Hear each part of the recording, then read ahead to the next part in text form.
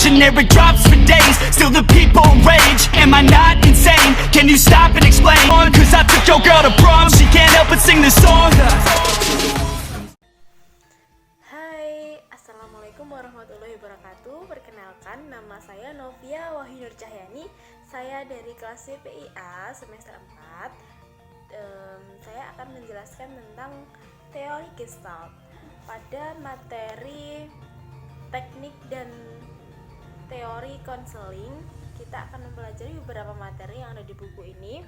Bukunya punya Gerald Corey dari judulnya Teori dan Praktek Konseling dan Psikoterapi. Di sini kita akan menjumpai beberapa model teori dari teori psikoanalisis, teori Gestalt, dan masih banyak lagi teori yang lainnya. Berdasarkan apa yang ada di buku, terapi Gestalt itu bentuk terapi eksistensial yang berpijak pada premis bahwa individu-individu harus menemukan jalan hidupnya sendiri dan menerima tanggung jawab pribadi jika mereka berharap mencapai kematangan. Jadi mereka di sini ditantang untuk menemukan jati diri mereka.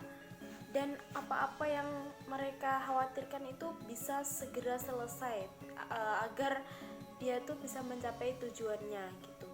Nah, di sini tugas utama terapis adalah membantu klien agar mengalami sepenuhnya keberadaannya di sini dan sekarang dengan menyadarkannya atas tindakannya mencegah diri sendiri merasakan dan mengalami saat sekarang.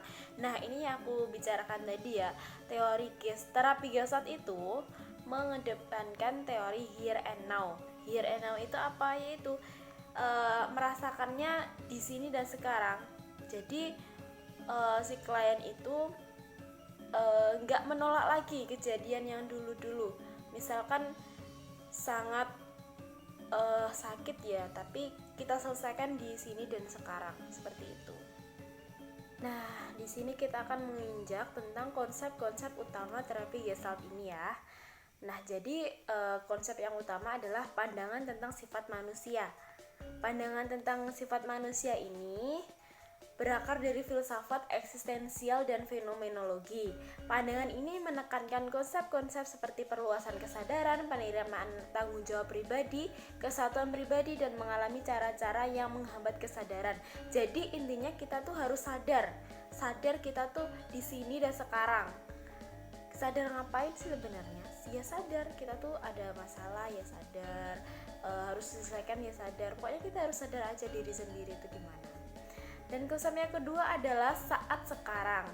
Saat sekarang itu dalam terapi Gestalt adalah penekanannya pada di sini dan sekarang, here and now, serta pada belajar menghargai dan mengalami sepenuhnya saat sekarang. Berfokus pada masa lampau dianggap sebagai suatu cara untuk menghindari tindakan mengalami saat sekarang sepenuhnya. Jadi kita nggak boleh fokus untuk masa lalu, kita harusnya fokus ke masa depan, betul kan?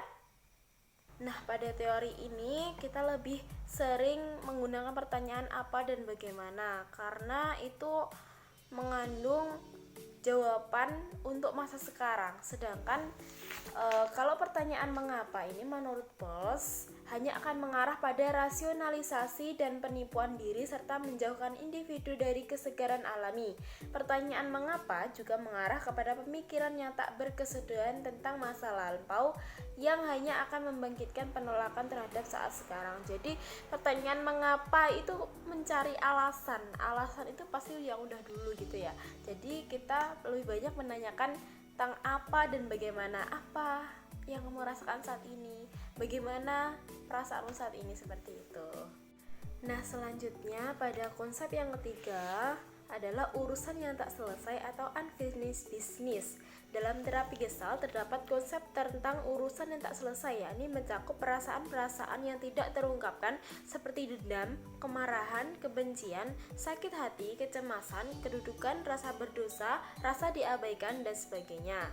Nah, di sini perasaan-perasaan yang tidak diketahui ini menghasilkan sisa emosi yang tak perlu, yang mengacaukan kesadaran yang terpusat pada saat sekarang.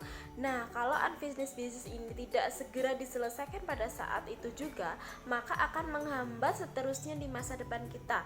Jadi terapi Gestalt ini menekankan untuk kita sadar untuk menyelesaikan masalah kita yang belum selesai di masa dulu, untuk menuju capaian di masa depan. Nah, selanjutnya kita akan masuk ke dalam proses terapeutik dari terapi Gestalt ini. Nah, sekarang tujuan-tujuan terapi. Menurut Paul, sasaran terapi adalah menjadikan pasien tidak bergantung pada orang lain, menjadikan pasien menemukan sejak awal bahwa dia bisa melakukan banyak hal lebih baik daripada dikiranya.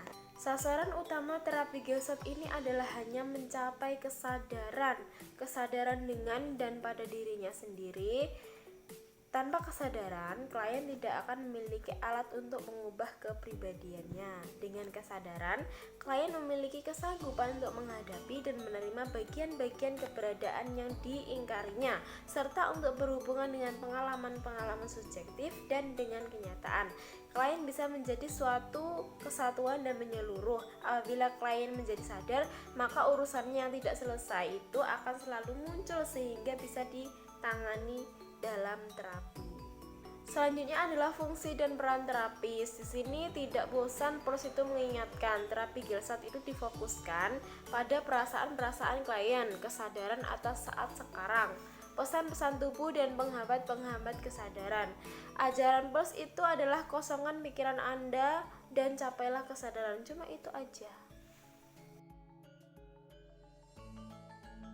Nah, tadi kan udah aku jelasin yang poin A pengertian, B ada konsep, yang C ada tujuan dan fungsi terapis, yang keempat adalah penerapan atau teknik-teknik yang tadi ya udah aku jadiin slide karena banyak banget.